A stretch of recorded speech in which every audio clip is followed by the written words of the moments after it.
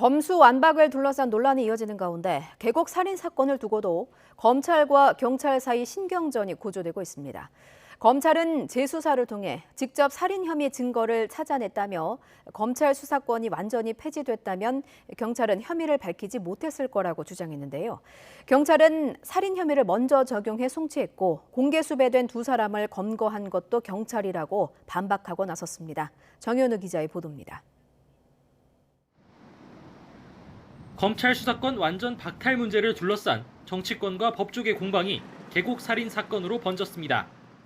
경찰의 재수사만으로도 살인 혐의를 입증할 수 있었다는 일부 언론 보도에 검찰이 발끈하면서 반박에 나선 겁니다.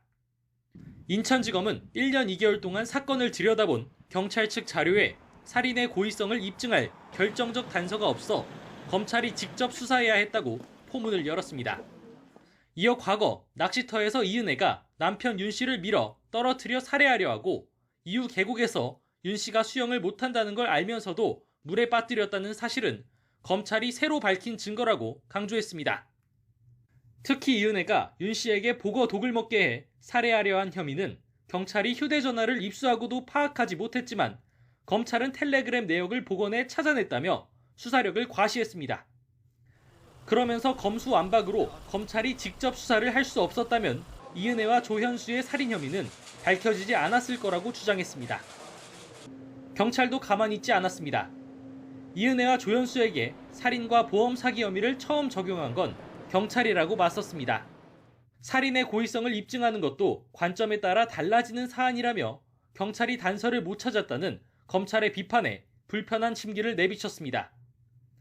또 복어 독이나 낚시터 등 과거 살인 미수 혐의는 검찰이 새로 밝힌 게 맞지만 계곡 살인 혐의는 경찰이 먼저 밝혀내 송치한 것이라며 검경이 각자 역할을 다한 거라고 선을 그었습니다.